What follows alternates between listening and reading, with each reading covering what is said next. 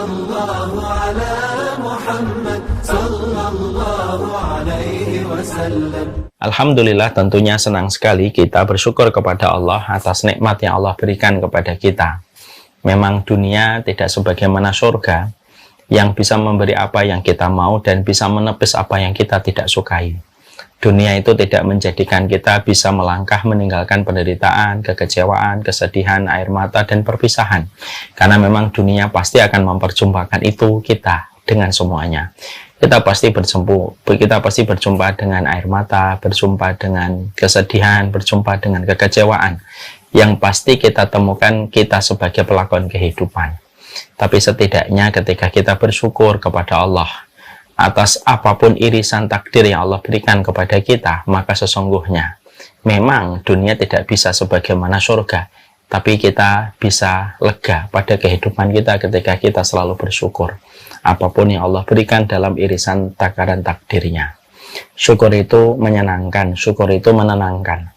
Makanya itulah yang dikatakan para ulama, ketika syukur itu menyenangkan, syukur itu menenangkan, maka siapapun yang ingin tenang hidupnya dan siapapun yang ingin senang hidupnya, hendaklah dia banyak bersyukur kepada Allah.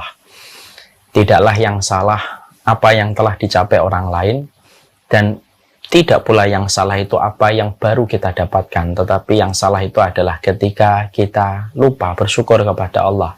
Betapa sempurnanya Allah mengiris setiap kejadian dalam kehidupan kita dengan takaran yang terbaik. Semoga Allah memberikan rahmat kepada kita, memberikan kemudahan hati kita untuk selalu bersyukur kepada Allah, baik di waktu lapang ataupun di waktu sempit. Karena syukur di waktu lapang itu biasa, tetapi tetap bersyukur di waktu sempit itulah yang luar biasa. Dan kepada Allah kita bersyukur dalam setiap urusan kehidupan kita. Kita pada kesempatan hari ini akan melanjutkan kajian panjang kita membahas tentang Muslim hebat.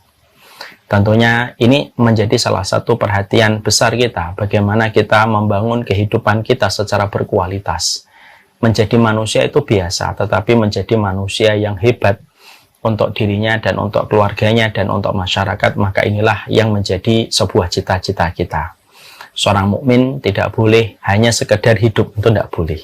Dan itu yang disampaikan oleh Allah di dalam surat Al-Furqan 74. Waja'alna lil muttaqina imama. Ketika Allah mensifati ibadur rahman, Allah mensifati hamba-hamba Allah yang dikasihi olehnya, maka salah satu karakternya hamba yang solih yang mendapatkan surga ketika di dunia. Mereka itu selalu memohon kepada Allah supaya dijadikan pemimpin bagi orang yang bertakwa. Artinya, mereka adalah orang-orang yang luar biasa dalam kehidupan akhirat mereka, dalam kehidupan mereka.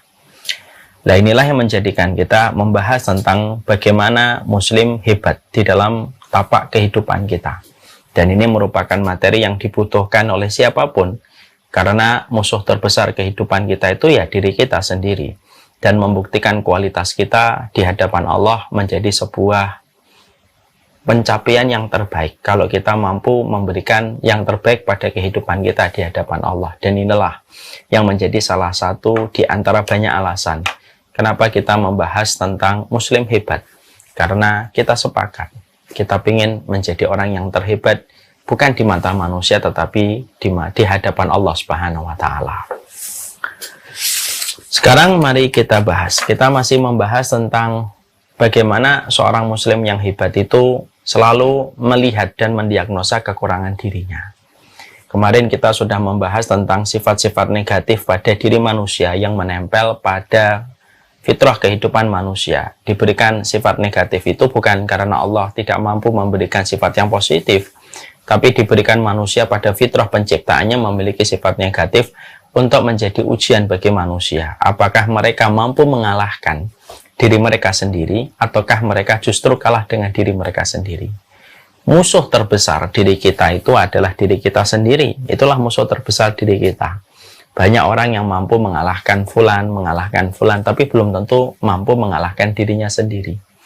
Dan kita terkadang suka menzalimi diri kita sendiri. Makanya dikatakan di dalam banyak sekali ayat walakinnahum yadlimun, tetapi manusia itu suka mendolimi diri mereka sendiri, dan itulah yang menjadikan kita supaya kita tidak masuk pada kategori mendolimi diri kita sendiri, berarti kita harus mengenal potensi keburukan pada diri kita, lalu mengalahkan potensi keburukan yang ada pada diri kita dan kita rubah dengan potensi ketaatan ketika kita mengubah setiap ujian menjadi sebuah kebaikan ketika mampu mengendalikan keburukan diri sendiri. Saya sudah sering menyampaikan di dalam banyak kesempatan, tidaklah membahayakan musuh dari luar selama kita mampu mengalahkan musuh dari dalam diri kita sendiri. Biasanya itulah yang menjadi sebuah pesan tegas dalam kehidupan.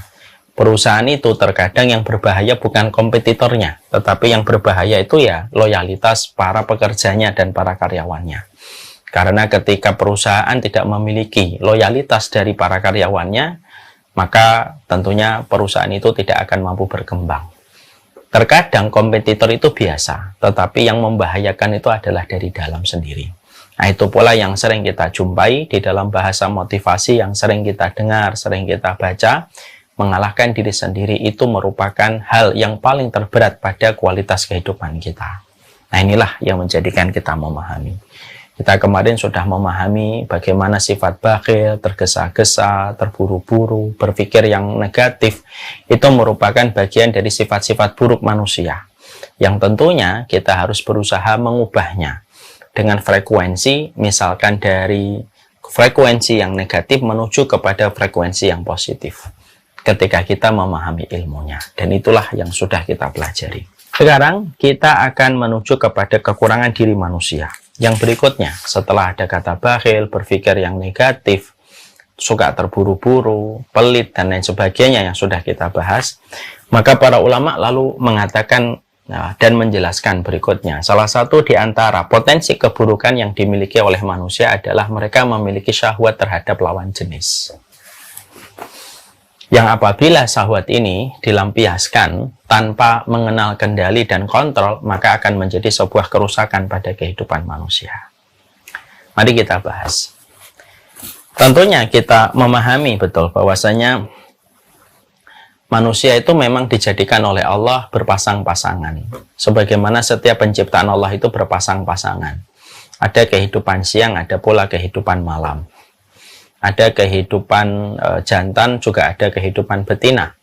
Ada kanan, juga ada kiri. Sebagaimana proses penciptaan manusia, ada manusia yang diciptakan laki-laki dan ada manusia yang diciptakan oleh Allah sebagai perempuan. Tentunya ketika Allah menciptakan laki-laki dan perempuan, selain untuk menciptakan keharmonisan dalam proses penciptaan Allah, karena kita tidak bisa bayangkan kalau di dunia ini hanya diisi laki-laki. Dan tentunya sebaliknya pula, kita tidak bisa membayangkan kalau di dunia ini hanya diisi dengan perempuan. Makanya Allah ciptakan keharmonisan, ada laki-laki dan perempuan yang Allah ciptakan.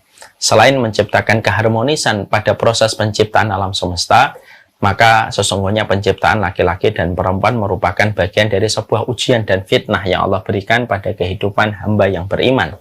Apakah mereka mampu menepis ujian pada lawan jenis, lalu tetap taat kepada Allah, ataukah justru kita menjadi orang yang mengobrol syahwat kita, lalu akhirnya tercebur kepada perkara yang dimurkai oleh Allah. Dan itu yang kita harus pahami tentang proses penciptaan alam semesta yang berpasang-pasangan termasuk laki-laki dan perempuan.